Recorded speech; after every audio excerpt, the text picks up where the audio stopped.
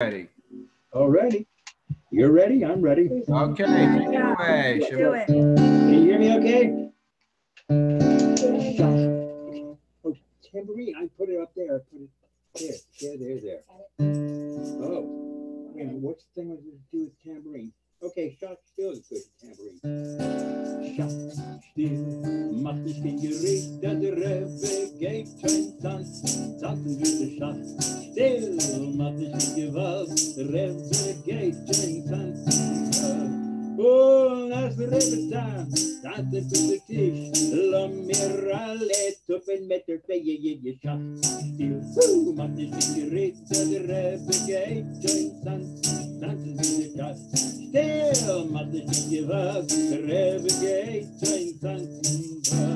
Und als der Rebbe tanzt, tanzt er mit der Tee, und wir alle quatschen mit der Hände, Schach still, macht nicht den Gericht, der Rebbe geht kein Tanzen, tanzen wir den Schach still, macht nicht den Gewalt, der Rebbe geht kein Tanzen. Und als der Rebbe singt, the heilige Dingen, vibrate, they say, in the face of woo, man, the cigarettes of the Rebbe join Santos in the shop. Tell man, the cigarettes, the Rebbe join Santos. Schach, still, mach nicht kein Gewalt, Rebbe.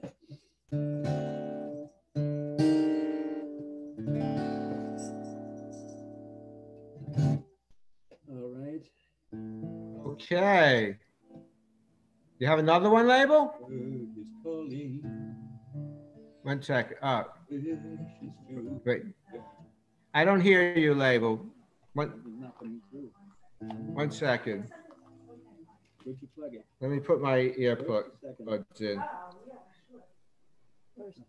First? Wait. Label, I wasn't able to hear you, Label. I heard the first one. I hear you now, Label. Okay, what's up? Hello? Hi. No, it's plugged properly. It is? Yep. Okay. The little bird is calling. I don't hear anything in the phones. The little bird is calling. Hang on. Let me do this quick. This is the. I hear you. You're okay. I hear you. Can you hear me now? Yes. You can hear me? Wait, don't plug it in. Don't plug it in. There's something wrong there. We'll just do it the way we know here. Little bird is calling. He wishes to return. The little bird is wounded and cannot fly again. Captured by the vultures, crying bitterly. Oh, to see my nest again. Oh, to be set free. The little bird of silver, so delicate and rare, still chirps among the vultures, outshining all of its air. How long she suffers, how long will it be? Till will come the eagle, set the little bird free. The little birds Israel, vultures are our foes. Painful wounds, the exile, which we all feel and know. The nest is Yerushalayim, where we long to be once more. An eagle is Mashiach, we are waiting for. The nest is Yerushalayim, who we long to see once more. An eagle is Mashiach, whom we are waiting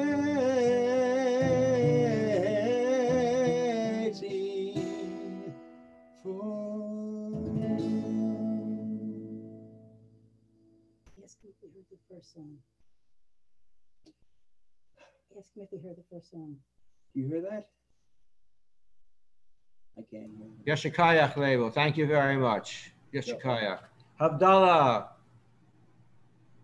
Keeping in mind those who need to be Yotze with my Havdallah. And looking forward to it. I mean, from everybody. Really?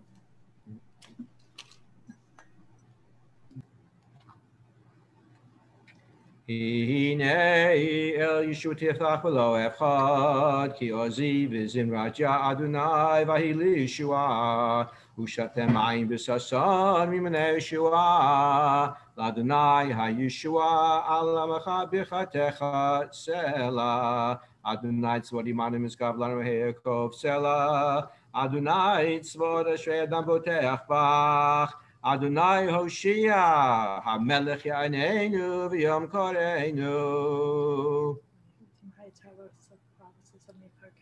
Ayudim Hayatorah v'Simcha v'Sason v'Ika Kenti Elanu Kos Yeshua Desa Ub'Shem Adonai Ekra Savrei Manan Rabbanan Rabotai Baruch atah Adonai Eloheinu melech olam borei pri hagafen.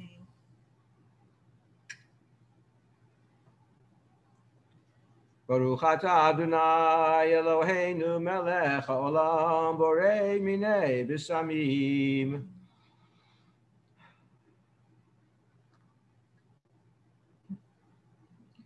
Baruch atah Adonai Eloheinu melech olam borei morei ha'esh. Baruch atah Adonai Eloheinu melech olam ha'mavdil ben kodesh lecha ben or lechoshech ben Yisrael la'amim ben yom ha'shvi l'sheshet yemei ha'maseh. Baruch atah Adonai ha'mavdil ben kodesh lecha.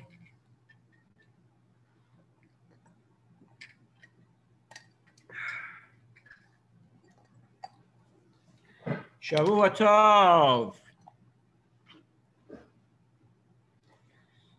So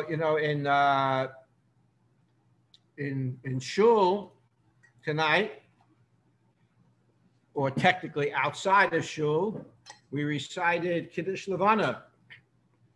We're into Chodesh Kislev, and later in Kislev, all-time favorite holiday of Hanukkah. I want to tell you a little story connected to Hanukkah. It took place like in an 8th grade classroom. And the class and their teacher decided they were going to have a Hanukkah party and invited the students to bring in things that could help make the holiday more joyous. And one of the fellows, the young fellow, Yaakov, he's like 13, 14 years old. He wants to do something different. And he goes into like a magic shop and he buys disappearing ink. The red ink disappears after 10 minutes. He comes in, specifically a little bit late to the party. And his friends, it's a boys' yeshiva, and they're all wearing like nice white shirts.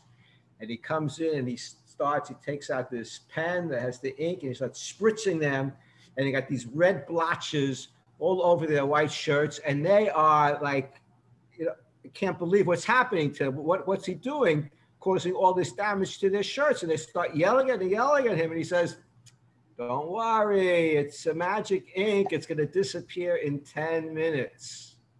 Okay, they watch their watches and the clock in the classroom. Comes 10 minutes. Guess what? The ink is still there. They wait another 10 minutes. The ink is still there.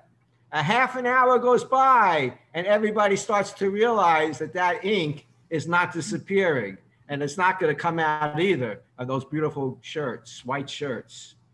So the other kids start saying to him, you owe us, your parents, you owe us money for our shirts. We have to go out and get new shirts now. And the Yaakov says to them, what did I know? The guy in the store sold me the ink. He told me it's disappearing ink. Look, it says on the bottle here, disappearing ink. He sold me. You go. I'll tell you where he is, and you should go claim to him. He should pay you for your new shirts. So that became a halachic matter in terms of who's responsible over here. And the question went to Rabbi Silverstein, following our chazaka on a Motzei Shabbos Dvar Halacha. So Rabbi Silverstein said that Yaakov himself is definitely not guilty. Unless he had tried that ink out and knew that it wasn't disappearing ink, or had some reason to expect that it wasn't really disappearing ink, he acted, he bought a product, it's labeled, he went into a specialty store to get it. So for him, it's considered to be an onus. He would be old enough, because he was 13, 14 years old, so once you're bar mitzvah, he would be old enough to be responsible for any damage he would have caused. But because it was a total onus, an unavoidable act, because he had no knowledge whatsoever to suspect that there could be any damage that could emanate from this, that he's off the hook. So the store owner is in a different case. If the store owner also had no idea what was happening, he didn't make the ink, he's buying from the wholesaler, from the manufacturer, and it comes in, and he's probably bought this product before, so he looks at it also, and it's a disappearing ink, and if he sells it and he has no idea anything is wrong, so he's off the hook as well. If he had reason to suspect that it might not be the product it's advertised to be, and he took no steps, then he would be responsible. So I don't really, I'm sure in my life, once upon a time in my life, I probably used the disappearing ink as well. I never recall any negative episodes from it, but I don't know if you could recognize it, like if the bottle would be clear and you could tell someone who's selling this product, whether he could tell that there's a certain thickness or not thickness in the ink, that you could tell the difference. In it. So if there were ways that may have alerted the storekeeper, the retailer, that this may not be the product he thought, and he failed to take steps, then he would be held liable. But if he didn't, if he was in the same position as Yaakov, that he opened up the box of 12 bottles of disappearing ink that he normally buys and there's no problem with, then he too, for him, it would be an onus, which then might lead us back to the manufacturer, if you could get in touch with them, probably in China. And but it's interesting that as we've said many times in our episodes, when we're responsible, we're responsible. That we have a high level of responsibility. But there are times in halacha where a person may not be responsible. And in many Western countries, and certainly in the United States, we're so accustomed to having insurance policies that we feel that we're always going to be covered for any type of injury or loss that we suffer. But in halacha, it may not be so. So maybe in somebody's homeowner's policy, they could get the shirt replaced if they don't have a deductible. But there are episodes in halacha where we have to absorb a loss, and there is nobody to compensate for that, because there wasn't really any fault according to halacha. Again, in this particular case, maybe going back far enough in the chain, which once you get to the manufacturer, maybe you could find someone who was at fault, and then that party would have to pay. But may we suffer no losses, no injuries. The pasha that we finished on Shabbos, Yitzhak had a tremendous amount of bracha. His bracha literally was flowing with strong wells and much wealth as well, no pun intended. So we should all come out of this Shabbos with the brachas of Yitzchak and look forward to a great week, a great month, a great season, a great year, and then many, many more of the same. Shavua Tov. I think my husband should have saved that story for Yosef and the coat of many colors. Okay. You're welcome to unmute yourselves if you'd like, and to wish each other a good Tavach. Good Tavach, everyone. Let's just change this. Judy Zouder and Judy Schiff. All the other Shabbat names. Tov for Mark and And Rita Ron. and Ron. Ron. Label again a Yashikayach to you Thank you. and your stage manager, Liliana's here. Who else? Who's Wendy. Eliana? Keith and Judy. Liliana's Shabbat here, yeah. Wendy, Rita. Shabbat Tov. Come on down. Beautiful Shabbos here in Florida. Weather was Rita? so beautiful. Temporary. Mm-hmm. Hello. All right. Be well, everyone. Okay. Have a good week. Good Okay. evening. Enjoy the week. Shabbat Tov. Okay, Okay. Thanks again. When I have time, Label. I'll speak to you. Bye. Have a good week and everyone be well and safe. Bye. Happy Thanksgiving week too. All Yes, right. to all of you as Happy well. Thanksgiving week. Watch the gravy, no stains. Okay, we're not.